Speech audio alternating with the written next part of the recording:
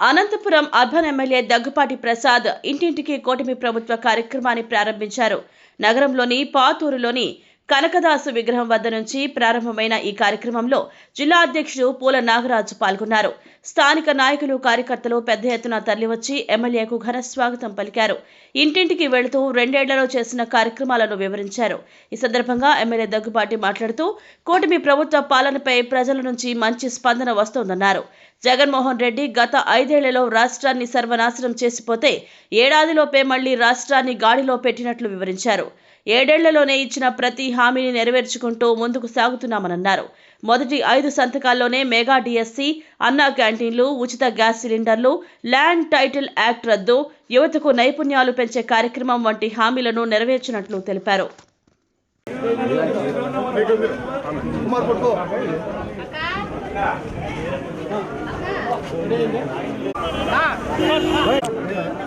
Ration card ఉందా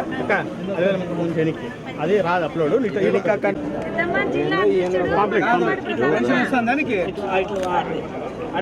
ఎంత వస్తుంది, నెలకి ఎంత వస్తుంది, ఎవరు పంపిస్తున్నారు, బియ్యం వస్తున్నాయా, ఎన్ని వస్తున్నాయి, నెలలా తూకాలు ఏమైనా తక్కువ వేస్తున్నారా, కొంచెం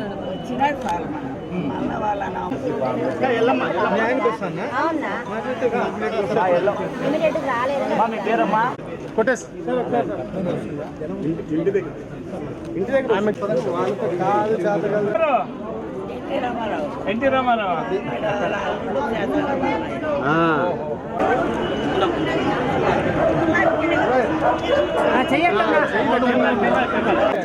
తీసుకున్నప్పుడు మాట్లాడతాం. ఇంకేమేమి ప్రభుత్వం తరఫు నుంచి ఏమేమి బెనిఫిట్ పొందాము? తల్లి పొందడం వచ్చింది, ఫ్రీ బస్సు, దీపం పథకం, శ్రీశక్తి కింద. మీ హస్బెండ్ ఏం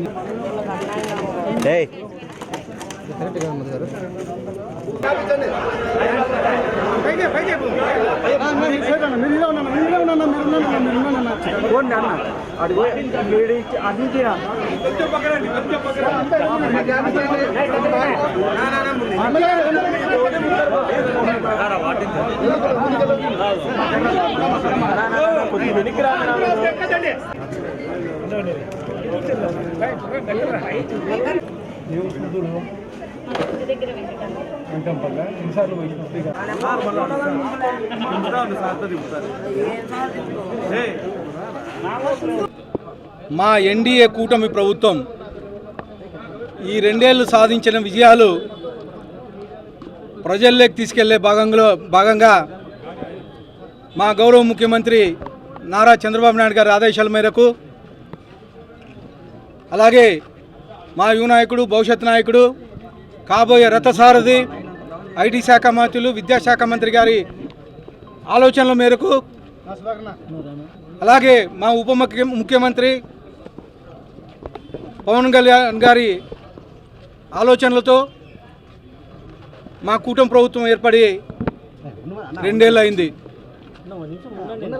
గౌరవ ప్రధానమంత్రి నరేంద్ర మోడీ గారి ఆశీస్సులతో ఆంధ్రప్రదేశ్ కూటమి ప్రభుత్వం 2 ఏళ్ల కాలంలో అనేకమైనటువంటి సంక్షేమ అభివృద్ధి కార్యక్రమాలు చేశారు. ముఖ్యంగా గత ప్రభుత్వం, గొడ్డలిపాటి ప్రభుత్వం ఆంధ్రప్రదేశ్ని సర్వనాశనం చేస్తే మళ్ళా 20 ఏళ్ల కాలానికి వెనక్కి తీసుకెళ్తే కేవలం 2 ఏళ్ల కాలంలోనే మా ముఖ్యమంత్రి అనుభవజ్ఞుడు, 40 ఏళ్ల రాజకీయ చతురత కలిగిన వాడు కాబట్టి ఈ 2 ఏళ్ల కాలంలోనే కూటమి ప్రభుత్వాన్ని గాడిలోకి తీసుకొచ్చాడు. గత ప్రభుత్వం, గొడ్డలిపాటి ప్రభుత్వం 10 లక్షల కోట్ల అప్పులతో ప్రభుత్వాన్ని అప్పగిస్తే 2 ఏళ్ల కాలంలోనే అనేకమైనటువంటి సంక్షేమ కార్యక్రమాలు చేస్తూ, ముఖ్యంగా 2024లో కూటమి ప్రభుత్వం ఏర్పడిన తర్వాత తొలి 5 సంతకాల్లో పెన్షన్ కార్యక్రమం పెట్టారు. 3,000 రూపాయల నుంచి 4,000 రూపాయలు పెంచారు. అలాగే వికలాంగులకు 6,000 రూపాయలు పెంచారు. అలాగే మెడికల్ ఎవరైనా తీసుకుంటుంటే 10,000 రూపాయలు ఇచ్చారు. అలాగే పూర్తిగా బెడెడ్ ఉన్న వాళ్ళకి 15,000 రూపాయలు ఇచ్చిన ఘనత మా కూటమి ప్రభుత్వం ఉంది. అలాగే మా ముఖ్యమంత్రి నారా చంద్రబాబు నాయుడు గారు దాన్ని గర్వంగా తెలియజేయచ్చు. ముఖ్యంగా గత 5 ఏళ్లలో వైఎస్ఆర్సీపీ ప్రభుత్వంలో ఒక డిఐసి నోటిఫికేషన్ కానీ ఇవ్వాల, ఒక టీచర్ పోస్టు ఉద్యోగం కానీ ఇవ్వాల. ఉద్యోగం ఇవ్వకపోగా టీచర్లను అవమానించి బాత్రూముల దగ్గర, వైన్ షాపుల దగ్గర నిల్చోబెట్టిన పరిస్థితి. కానీ మా ముఖ్యమంత్రి నారా చంద్రబాబు నాయుడు గారు, అలాగే మా యువ నాయకుడు విద్యాశాఖ మంత్రి 16,347 టీచర్ పోస్టులని భర్తీ చేసి కేవలం 150 రోజుల్లోనే టీచర్లను భర్తీ చేసి నియమించడం జరిగింది. అలాగే గత ప్రభుత్వంలో యువత ఉద్యోగాలు లేవు, యువత కనీసం స్కిల్ సెన్సెస్ లేవు. కానీ తొలి 5 సంవత్సరాల్లో స్కిల్ డెవలప్మెంట్ అని చెప్పేసి తీసుకొచ్చేసి యువతకు ఉద్యోగాలు కల్పించే విధంగా, అలాగే స్కిల్ డెవలప్మెంట్ చేసే విధంగా చేయించిన ఘనత మా తెలుగుదేశం ప్రభుత్వంది.